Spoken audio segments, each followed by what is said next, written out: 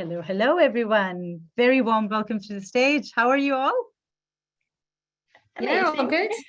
Yeah. Perfect. It's lovely to see you all today, and we'll dive right into it. My name is Mehkar, and for those of you who do not know who the rest of the people on the panel are, I'm going to give 1 minute or a couple of minutes to all of you to introduce yourselves and take a couple of minutes to describe what your organizations do and what your journey has been so far. So we're going to go in the alphabetical order. Let's start with Ariane, who is coming in. So maybe we can start with you, Charlotte. Of course. So just a short introduction in what I do and who I am. So I'm the CEO and founder of TotalCtrl, which is a leading food tech company that helps improve customers' profitability and sustainability by providing them with insight of their food from farm to fork. So in simple terms, if you were a 5-year-old, you know, when you find food that has expired or you buy too much food, and you end up wasting it. That's one of the problems that we help our customers with. And you know, when you eat food but you don't know where it's coming from or where it has traveled, that's also one of the challenges that we are helping our customers with. So that's a short introduction to who I am and what TotalCtrl does. Awesome. Thank you so much, Charlotte. And you're also a graduate of Founder Institute. Yes. A very loved one. Perfect. Ariane, are you here? Do you see us? Hi guys, I see you, but I see a black screen when I see myself. Yeah, we can't see you. So maybe you can take a minute to fix your camera. In the meanwhile, Sure. Rebecka. I'll Hi reconnect. everyone, I'm Rebecka. Good to be here. I've been an investor for the past 7 years and currently investing from a fund called Inventure. And Inventure is a Nordic VC fund. We invest all across the Nordics and Baltics. We've been around for like 15 years and just raised our 4th fund. And we can invest really early, all the way from like 300,000 euros to 3 million euros. And we want to be like the best value adding investors. So we take that really serious and have like 3 full-time operators helping our companies. But yeah, that's us. Good to be here. Awesome. I love your energy, Rebecka. So it's going to be fun, this panel. Sofia, do you want to go next? Hi, everyone. Nice to be here. My name is Sofia Breitholtz. I'm the CEO of an organization called Reach for Change. We have headquarters in Stockholm, Sweden, but have expanded to many different markets, also in Africa and other areas of Europe, including the Baltics and Balkans. In short, what we do is support early stage social entrepreneurs who have ideas and passions around improving the lives of children and youth. And we not only invest our time and energy and capacity support around them, and sometimes also some grant seed funding, but what we also do is work on developing a conducive ecosystem around these entrepreneurs so that they can do their job better. Brilliant, brilliant. Thank you very much for the introduction, Sofia. Tetiana, the stage is yours. Hi, everyone. Can you hear me? Yes. Perfect. Thank you so much for inviting. I'm Tetiana. I'm here, first of all, with my quite broad startup founder expertise. But at the same time, I also enjoy 300 degrees view. So from startup, I moved to ecosystem building as well as accelerating incubator. And I think today I could share my pieces of experience, especially as woman founder, as well as being originating from different country. I'm from Ukraine, so I have different views on how to run a startup in different parts of the world. But at the same time, I recently made a journey as a mother. And I thought about bringing this topic a little bit early so that I can perhaps guide you a little bit. Since during my last startup, I became pregnant, and it was a completely different experience for me as a startup founder from before. In either case, I'm super thrilled to be here and looking forward to the very fruitful discussion. Thank you very much, Tetiana. It looks like you have a lot to offer, and our audience have a lot to learn from you today. Ariane? Yeah, I'm really sorry, guys. I can't seem to get the camera to work. No worries, but we hear you. We hear you okay. Oh, great. No, happy to be with such a bunch of amazing women. I work for Invest Stockholm as with the startup scene, and what we're doing is a lot, and we really work a lot with female ventures. And so I'm really looking forward to this panel discussion and to discuss with you. Awesome. Thank you very much, Ariane. So let's just jump straight away into it. We talk a lot about the challenges that come in the way of female founders. It's a global thing. It's worldwide. Some places it's more, some it's not that much, but it's something that's everywhere. Sometimes it's seen, sometimes it's very unseen, but it's there. But today, let's start with this panel with something positive. Do you see any advantages in being a woman in this field? Who would like to go first? I can start that ball game. Yeah. So definitely one of the obvious things is that you stand out. So being in business in general, it's male dominated. So being a female founder or a female investor, you definitely stand out from the crowd. So using that to your advantage, I think it's key, even if you're running a business or investing in other businesses. So I think kind of thinking more about how you can leverage that as a positive thing rather than a negative thing is something that everybody should kind of be aware of and use to their advantage. So I would say that's the most obvious thing, and then I can let everybody else go, and then I can jump in after. Yeah, but just before we go, it's a quick follow-up question for you, Charlotte, that you think that we can use being a woman as an advantage. So for example, if you have to go in front of an investor, and you know all the biases that are there. So how are you going to use your being a woman as an advantage when you know that the amount of funding for women is so minimal? Good question. I think one of the things is that one of the challenges that I also saw when I started the business and kind of seeked for capital was the bias of I have blue hair, I have tattoos, I have a nose ring, I am gay. So I kind of are underrepresented in a lot of ways. But in my case, I had to just kind of prove everything with my credibility. So they don't have anything to say. I know that our company is the leading player within food waste, food tech. We have a lot of awards to show for. We are a B Corp certified company. We have a lot of things that are backing our knowledge, our product, and our customers love us. So I think for in my case, it was, instead of focusing on me being a female versus men, it was important for me to say, okay, I know my stuff. I know what I've produced. My team is amazing. And how, if you don't believe in what you see of results, then you're not the right person for us. So I think in my case, it was important to not think too much about it, even though I knew the research showed it and spoke highly of it's hard to get investment if you are in the LGBT community, if you are female, and so on. So I needed just to prove that what we did worked, and that we were making money, and that we could make even more money, because that's what investors are looking for at the end of everything. So yeah. Brilliant, and that you being such a role model in doing that, opening ways for other women and other people from underrepresented areas in doing that. So continue doing the great work. Sofia, thanks. Shed some light on the advantages. Yeah, I mean, I would like to talk a little bit around the business opportunity that we have here.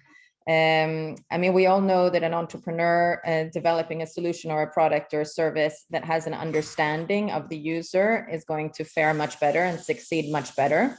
And right now, even though we know that there's a number of structural biases and things like that, then that we're all facing, actually women account for a large percentage of the purchasing decisions in the home.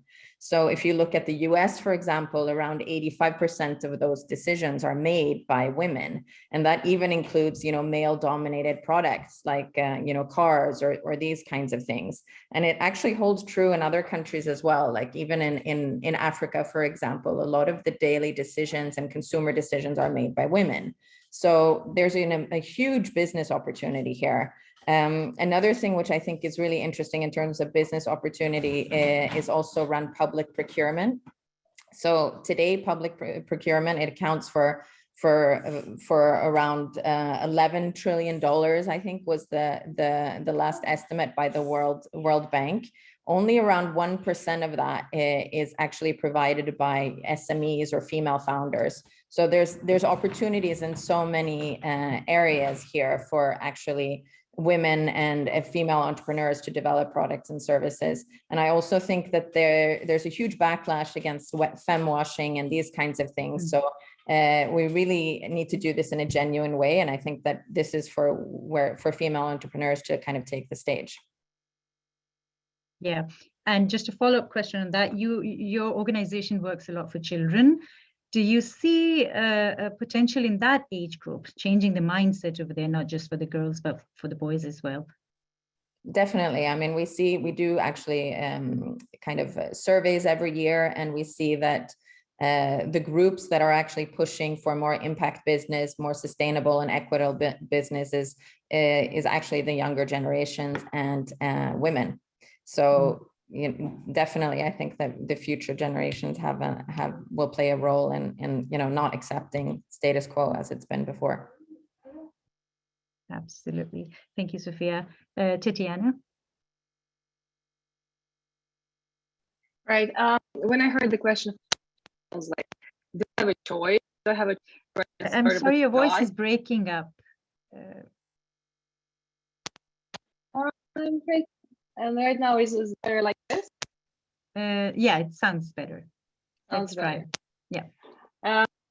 Question for the first time, as we don't have a choice. I mean, is a I'm sorry, Tetiana, I'll have to interrupt you again because it's not working. So maybe while you fix this, then we can go to Rebecka and then we come back to you. Rebecka. Yeah, sure. I mean, yeah, there are obviously so many challenges meeting like all entrepreneurs, and I think especially female with so much bias existing in my industry, the investor industry.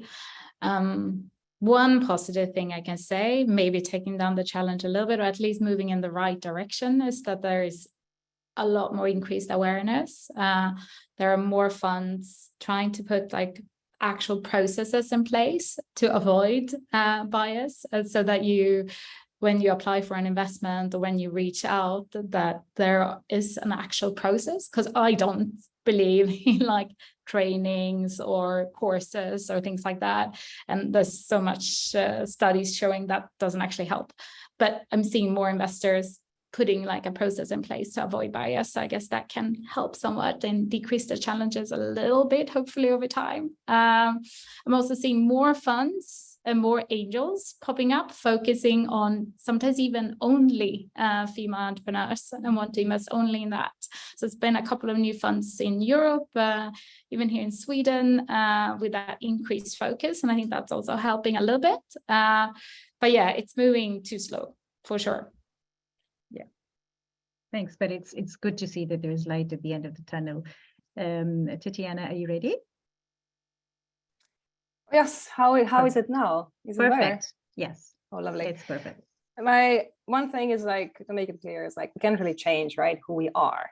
I mean, there are things that, I mean, we're born as a woman, but at the same time, I mean, at the same time, we can't really change where we're born. I'm from Ukraine, and honestly, the first thing I heard about bias in entrepreneurship or within funding dedicated to entrepreneurs was actually in Sweden. And I started my startup career. Well, my first venture was 2012. I think back then it was actually really kind of cool for Accelerator to have a woman founder, to be frank. So I was like, you know, like it is her, you know.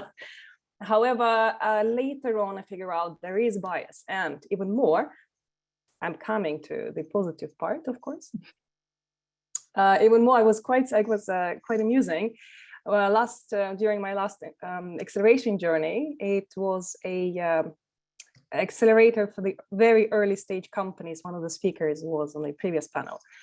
Anyway, one of the coaches said that we women are actually occupying man's seat. Well, a seat that could be occupied by a better representative of startup community, a man. You know, I was actually, it was very refreshing to hear because I haven't heard about it. And personally in my life, I didn't really experience much of the bias part that was mentioned before.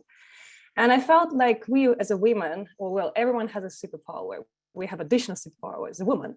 And one of them that I actually, I truly believe in is that we have a power of being in different roles through our lives. First, we're born like this, and then we develop, we have different family status, we are thinking differently. And what is actually interesting is that we adopt different views. We have like, fresh lens every single time we step into a new role. That's true.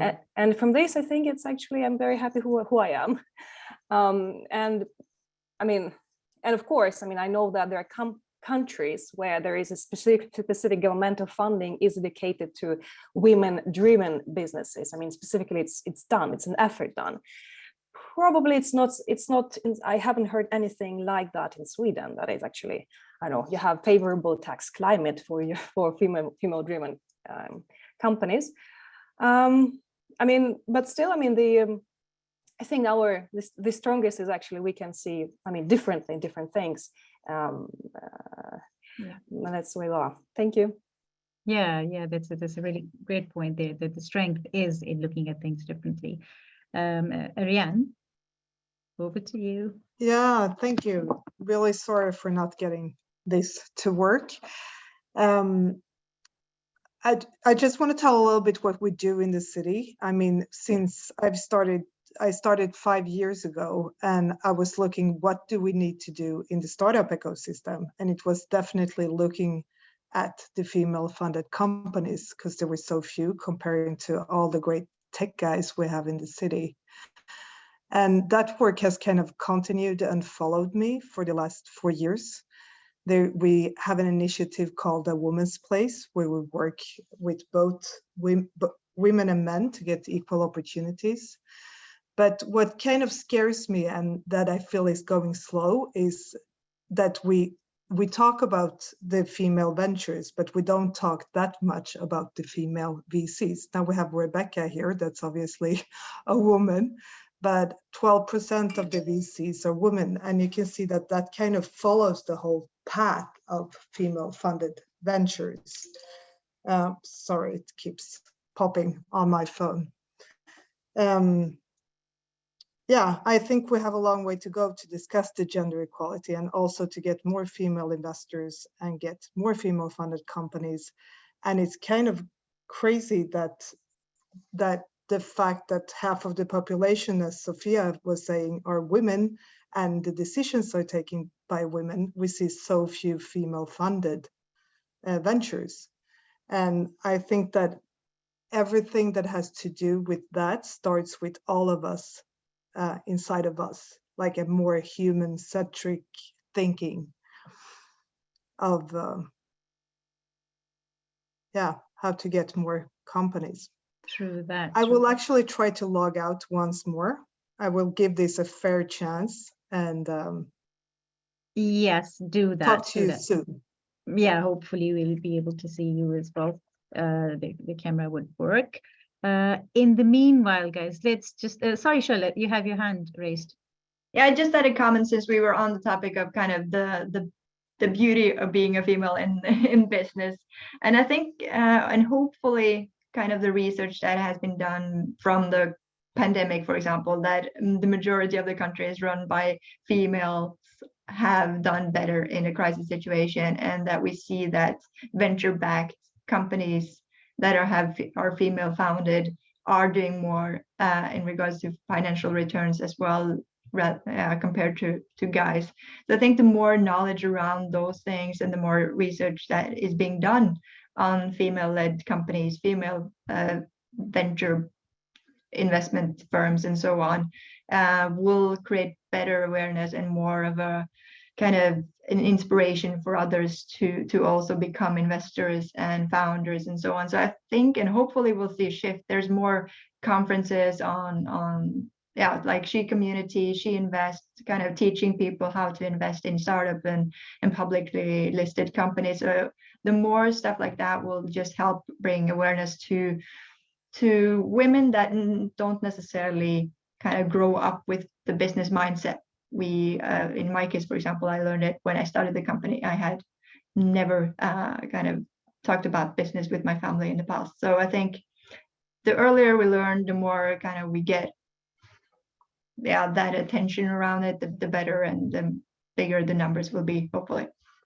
Yeah, absolutely. Completely agree with you on that. Rebecka, show us the VC side of it. Yeah, no, if we're staying on the topic of the challenges or why it's what it's like being a female founder and what are some of the advantages. Yes. Yeah, I mean, I think another perspective is that there is definitely more awareness and more effort for us to have a more equal deal flow, and we're measuring a lot more to make sure that we have and if you don't measure things, you don't know how you're doing. So I think that's happening in a lot of VC funds. So hopefully that will lead to female founders having a little bit of an easier time getting a meeting, and then hopefully then there's a process avoiding bias as well, and hopefully more female VCs as well that can understand maybe some areas that male VCs do not like, for example, femtech. And most of the VC colleagues I know that are really into femtech and knows that area really, really, really well are female. And I think just the excitement over more investment areas like that female entrepreneurs can often have like a personal experience and passion around, I think can help somewhat. But yeah, there's still a long way to go in many areas for sure. Yeah, but that's a very good perspective, that sharing your personal experiences can also open up ways for others to feel brave enough to get into it. Ariane, sorry. But are female entrepreneurs less brave? And it was interesting. It would be interesting to hear from the entrepreneurs here, because sometimes I always get a little bit allergic to us talking so much about sort of female entrepreneurs need more coaching. They need more, they need a special program to help them build companies because they don't know how, they don't have a business mindset. I'm saying some might, but I'm wondering if the differences are actually gender related that much, or yeah, what are your thoughts on that? That'd be super interesting. Yeah, that's a very good question. It's actually turned into a stereotype that women need more coaching to run the same business as their male counterparts are running.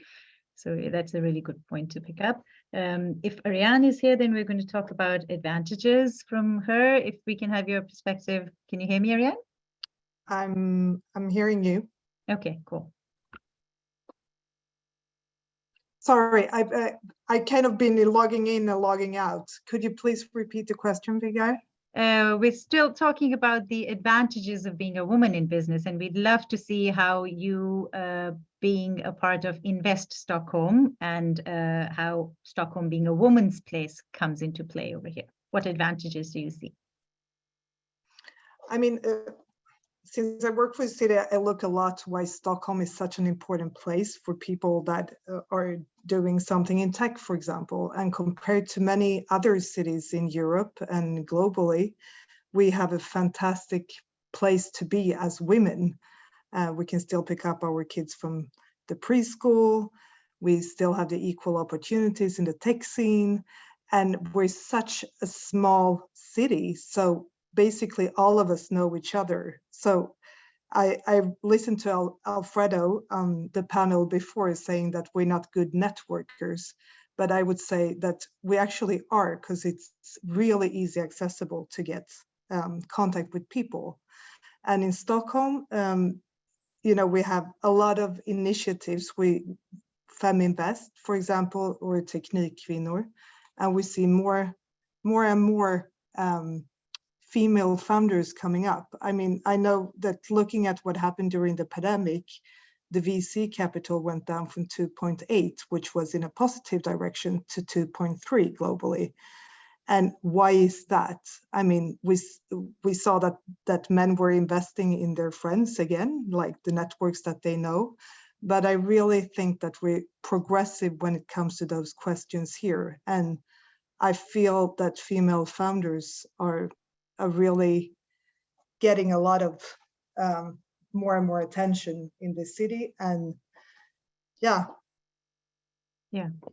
So that's good to hear. I see Sofia and Tetiana, you both have your hands up, so we'll go with you, Sofia, and then Tetiana.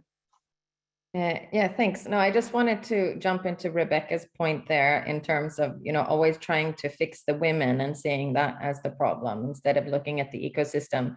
And I think what we do see, which is, statistically measurable, is that, investors often, ask other questions to female entrepreneurs than to male entrepreneurs. And that's, this is evidence-based that, female entrepreneurs often get more questions associated with risks, and, male entrepreneurs get more questions associated with vision and growth.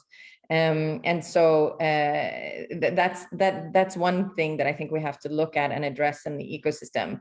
The second thing I think we have to address in this ecosystem is this mismatch. I speak to a lot of investors who say that they want to invest in female-led businesses, and maybe they even have the metrics or the targets that you were talking about, Rebecka, behind that.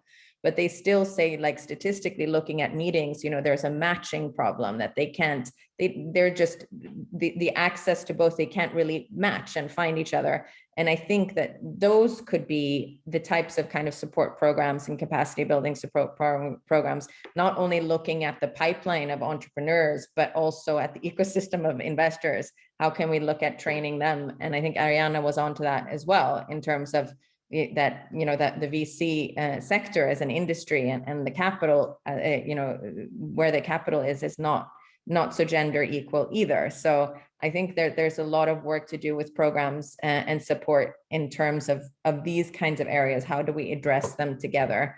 And then just a final point to say that one thing that, as an organization that runs a lot of these types of support programs, what we also do see is that the importance really of changing the definition of an entrepreneur. Like, who are we lifting up as role models? Are we lifting up Charlotte, as you were talking about, somebody like a female with blue hair who, gay female from blue hair with blue hair? Or are we lifting up another role as, like, a white male tech entrepreneur? What are we actually, lifting and highlighting in our feeds ourselves? And that's also one aspect I think these kinds of programs can do to really, like, push the needle on putting the spotlight on a lot of these female entrepreneurs that we have. Absolutely, very well said. And sorry, go on. I'd love to mention some of the things that we're doing with something called the Scale Up program in Stockholm, that started out as a program for female founders that were foreign born, which is a very important. It's like taking, first you have us females, and then you have the ones that feel like they're not in touch with people from Stockholm School of Economics or not in the network. And I think that that's what a city can do to help female founded companies to really look what the market can do themselves. Usually the market takes care of these questions by themselves, but when it comes to female funded companies, they haven't. So I'm happy to see that we're discussing these questions in the tech ecosystem, and that we continue to work with them. And why female funded companies are so important also is that we can see that women that had funded companies are 2.5% more likely to hire women. So this is like a societal gender equality question that goes, through from the VCs down to the workers. And I think it's important to address the whole what would you say, the whole ladder from the VCs down to the ones that are working for a company that is funded by a female. Absolutely, absolutely. Tetiana, would you like to add something to it? There were so many brilliant points, actually. I would like to start adding up. Rebecka mentioned something about avoiding bias, or actually removing bias, you said, right? The thing is, I can hardly believe that we can remove the bias, but we can be aware of the bias. And this is something that actually can change a lot. Because, I mean, I have seen quite often one of the kind of issues with female entrepreneurs is to be taken seriously. Especially if you're young, especially if you're wearing a dress or you're standing out somehow. I've seen recently a quite interesting interview. She is an interpreter. She's 23 years old, first of all. She started her business when she was 17. And it's surprising, like her business is not IT related. It's the most brick and mortar that you can ever imagine. It's making cakes. Right now, she's a millionaire. She doesn't live in Europe. She's actually Russian. I'm sorry for bringing Russia into the conversation, but I was very surprised because it's the first thing I thought. How can she be a businesswoman? You know, like I don't trust her. And then I figure out, hold on, this is a bias. I mean, she's brilliant. She's fantastic. She's done everything from the scratch with no external investment, you know, building, I mean, the content. I mean, she's fantastic conditor. And this is something actually, it's, I mean, always keep in mind and always live with, I mean, with it. And come, I mean, with this bias that I actually, first of all, judge the person by the appearance quite often. However, I mean, when we come about to the point that was mentioned by Sofia about the role models, and I 100% with you. I mean, role models is probably one of the ways how we fix it, instead of having, white, young male entrepreneurs, I mean, launching another Instagram and being on TechCrunch. I mean, we're seeing a young, fantastically looking, beautiful, or not the good looking, doesn't matter. A young woman, I mean, telling about her company on a stage of a tech conference. I think it can change for sure. However, I mean, and this is my last point, is that one thing is promote the role models. Another thing is, of course, is building a support ecosystem by mentoring, right? I mean, mentorship is quite a good tool to, I mean, in the process of building, again, not startups, but companies, successful companies. And then I have a personal experience of, I have experienced, and this is, one thing is actually, this is psychologists done a research showing that female prisons are much more violent than male prisons.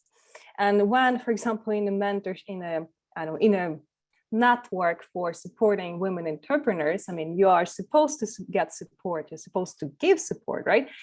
But however, I also experienced that not so many women would like to see other women successful. And this is something that I can kind of live in, you know, like you kind of have to act, well, we are here. I mean, we have to do certain things, but surprisingly, I receive much more support from men. I mean, maybe because there are more men in the entrepreneurial community. I don't know. Yeah. Thanks. Yes, could be any reason at all. But thank you so much for sharing that perspective with us.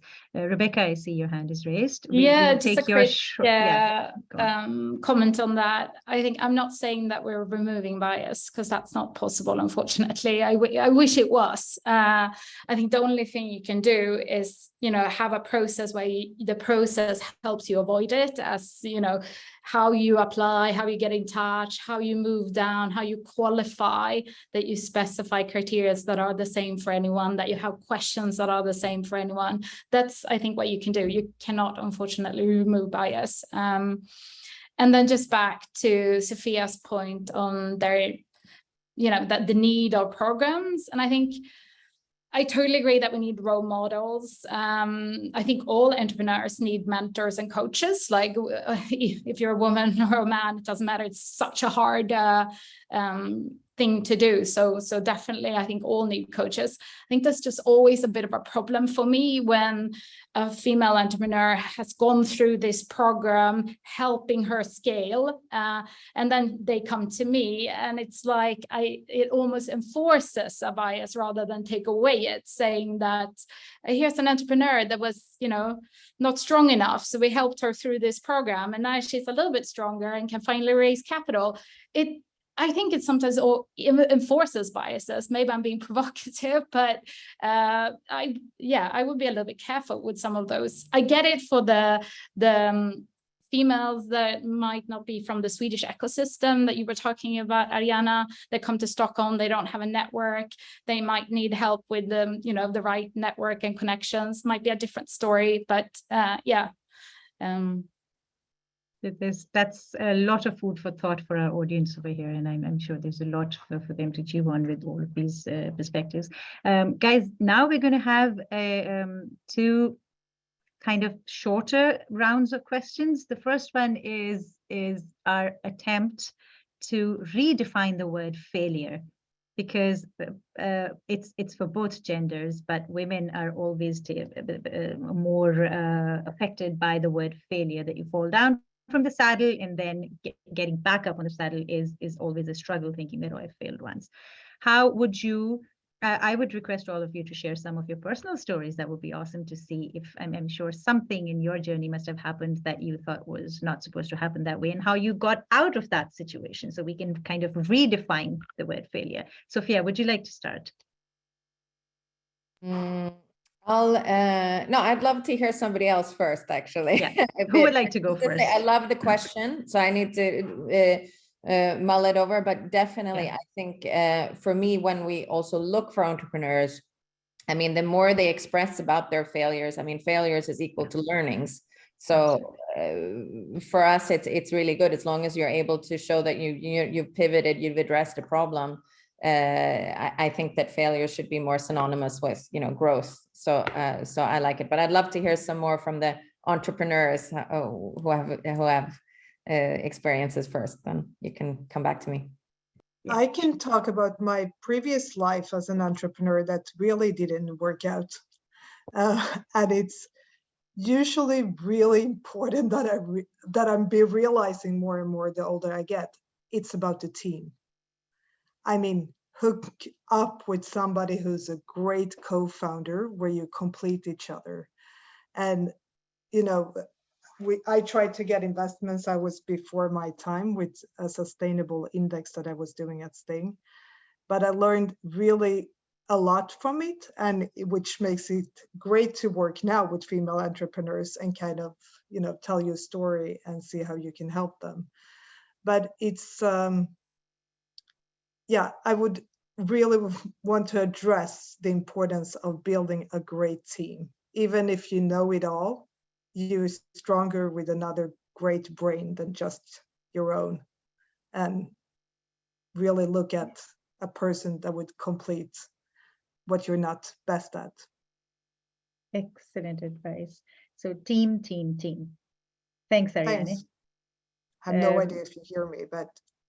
Yes, we heard you just fine. Charlotte. Yeah, I just wanted to add on that. I agree with Sofia that like in our case, we don't necessarily use the word failure. Of course, we've kind of done mistakes in regards to hiring, raising capital, working with the wrong customers or wrong personas, done things in our product that may be seen as a failure and so on. But I think you need to fail in order to grow. So that's kind of been the learning for us. Our product has been tested and not succeeded in regards to our product market fit or our target customers. So we had to learn and pivot and kind of grow from there. So I think the more you fail, the better, because you learn from it. But necessarily, if you kind of stay away from having the failure bring you down to a place where you don't, or you're not able to kind of grow from it, that's where it's getting hard. So I think learning that and teaching also your team, because in my case, when I lead my team, I say, just test things. It doesn't matter if you fail, just test things. It doesn't need to be 100% perfect, just test things, because you will learn from it. It's not seen as a failure. You have to grow and move quickly, especially if you're a company moving pretty fast, or if you're investing in people. When it comes to hiring people or giving capital to people, you will end up making mistakes. So you kind of have to do that calculated risk and see what you can live with. And in my case, I love taking risks. So failure is not a problem, but of course we've failed in a lot of areas when we've grown. We just have to adapt and make the most of it. Yeah, very, very good point. And yeah, growth can be painful as well. Coming out of your comfort zone, trying new things, taking risks is not always the most comfortable of processes. And it's very natural to sometimes go the wrong way. So never let the word failure become a hurdle for you. Rebecka, would you like to go next? Yeah, I love this question. I think we talked too little about failure in general. I think there's one startup CMO that I really like that always does this Fuck Up Friday, where everyone sort of shares their weekly failures. And I think we need that a lot more in our society. And I think especially as entrepreneurs, you have to fail forward, you have to experiment, and you have to also be like, I like when entrepreneurs share their failures and what they learned from it. If you built a company and it failed, that's still such an amazing learning that will sort of improve your experience in my perspective. For me, like, I don't have a great personal story on failure. I fail all the time. And our industry is so much about failure. Like, a lot of the companies we invest in and try to support as good as we can. Some of them, unfortunately, fail as well. And we could have probably done more. And I definitely have a bunch of companies I could have helped more that unfortunately did not make it all the way. So I'm also always learning. Yeah, it's learning is a process that goes on forever. And Tetiana, it would be awesome to hear your perspective of being a mother as well, like you mentioned in the beginning. Of course. But first of all, I totally agree. I mean, I don't like the word failure. I mean, it can be maybe several, I mean, from one side can be making mistakes or unsuccessful decisions and getting unwanted results. But the thing is, whatever you call it, there is always a backside of the failure medal. It's like unacceptance in the society, and this is what actually the hardest, because there is always a bias there still, unfortunately. Coming back to my personal experience, I have tons of failures in my past, and the only positive thing that came out of it is learning more about myself. Because for me, it's like every single venture is a baby, and when a baby dies, it's like it's tragedy. 2.5 years ago, I was in a startup accelerator, and the 1 month before we started the acceleration program, I figured out that I was pregnant. Well, that was a tough choice. During the course of the cycle, I figured out that there were 2 more pregnant women. That was when it became interesting, because I'm talking about both failure and my personal experience of having babies and running a startup. And those 3 women, me included, we took a different decision. Both of them was correct and was right. It's not a failure per se. One of the girls dropped out after, I think, first weeks. Quite early, when she got her first ultrasound, and she was extremely thrilled, and we all, of course, it's her personal decision. She focused on the things that are prior for her. Second woman, I actually went through the program, but I didn't get any follow-up investments. And this is when I figure out that, most of the startups, we didn't raise any additional capital as we were expected. However, I was hardly, miscalculated, because I thought in my mind I could juggle a baby who was sleeping all the time whenever I needed, and trying a startup, having calls, whatever it's needed to run a company, Yeah, and that's not how babies work. No, they don't. Okay, they're baby angels. Some of them do. However, it's still it's very interesting. And this is, I consider this as, I can call it a failure because I made a pause. I think we had huge potential in the company that we were building, but I figured out I can do it. I cannot, as an entrepreneur. Well, I can, of course, since I didn't persevere, right? This word that everyone uses in a male-dominated society, where babies just jump out of you. This is actually, was it the question of my perseverance? Perhaps I didn't work enough, slept even less, I don't know. Or maybe it was the right calculated decision, but whatever it is, I consider it as my personal entrepreneurial failure. At the same time, it's success as a mom. Because coming back to the third woman in this startup program, she said that she would give everything to spend all those months with the baby and not being forced to work for a company, you know, having small baby. So you never know. Whatever it is, choice is yours. Whatever you, but you know, the only resource that we have is time. So use it wisely. Yeah, but it's kind of sad here. It's a very important point that you've touched on, Tetiana. It's kind of sad that you have to make those choices, that you do you want to have a baby and raise a baby, or do you want to raise your company as your baby as well? So yeah, these are the choices that women face all the time. But yeah, thank you for sharing that with our audience. Sofia.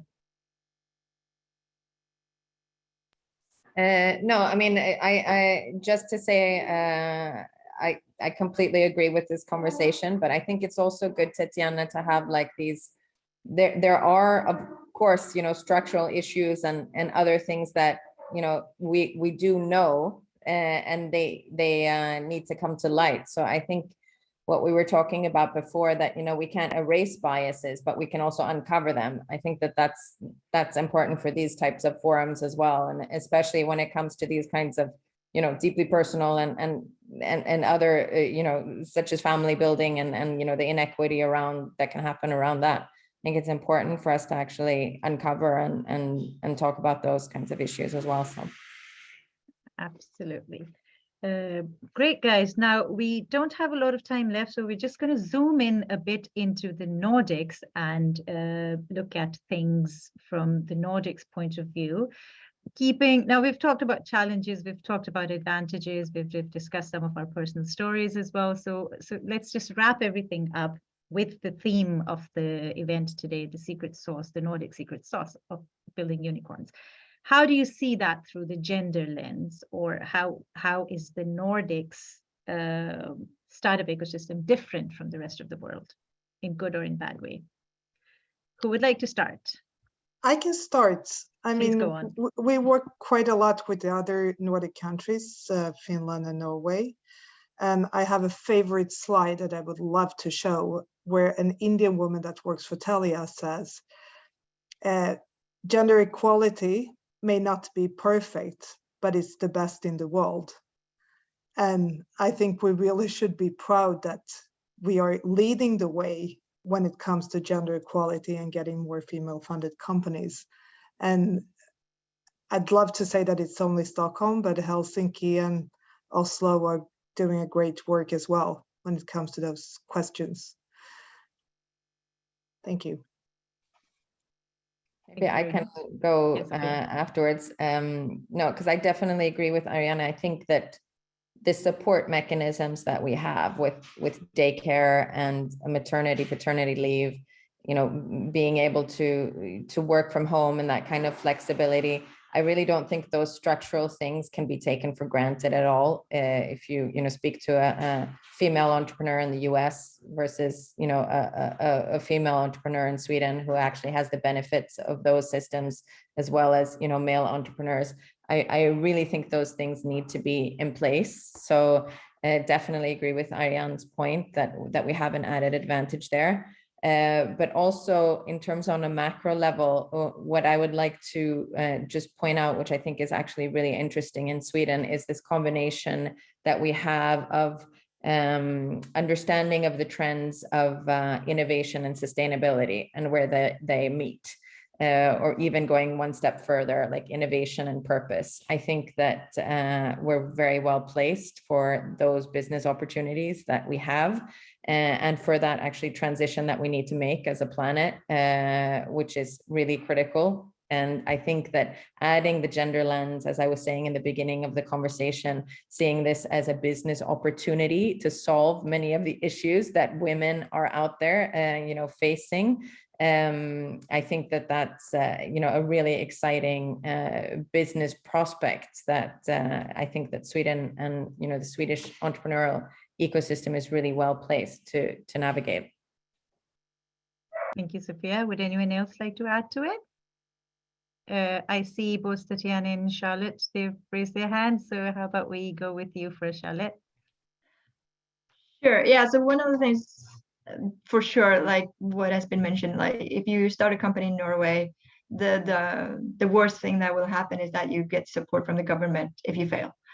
So starting a company in the Nordics is not at all high risk compared to other countries. So being a woman or a man doesn't matter, kind of you're secure in the way that you don't end up on the street, most likely. You get some help. So I would kind of advise anybody feeling like they have some sort of idea and a wish to start a company to do so if you're in the Nordics, because you would regret not trying, and it's not that high of a risk as you may think. And I also would say that to be able to grow the number of female founders and investors, I think it has to start with education as well. If we were able to learn earlier about business, I think we would see the numbers grow. If we were able to have that into our educational system from an early stage, and even from kindergarten, learning about money, learning about kind of how to build things, how to create things, how to work in teams, and so on, that would help a lot. And having role models, more female role models that doesn't look similar to us, that are from other places, have other religions, have other, everything. So kind of fronting the role models, because there's a lot of us around that here that are doing great things, but we are not taking that center stage space that the guys are doing. So also for us that have been in this business space for a while, just take more, just to take more space in the space. True that.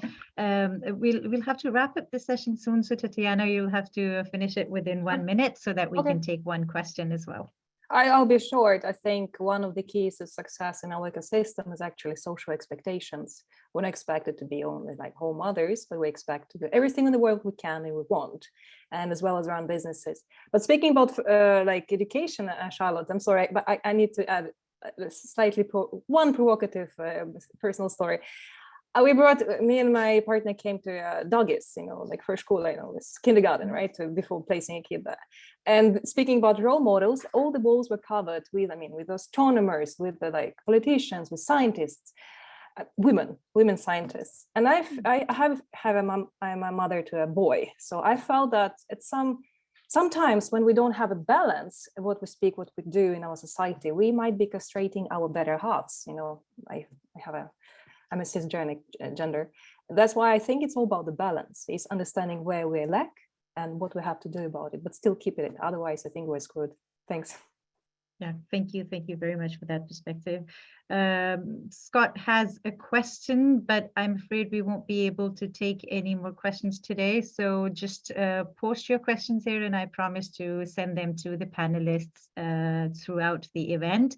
And you can always get in touch with all of them. You have the LinkedIns, and please feel free to get in touch with any one of us if there are any questions that you'd like to discuss in more detail.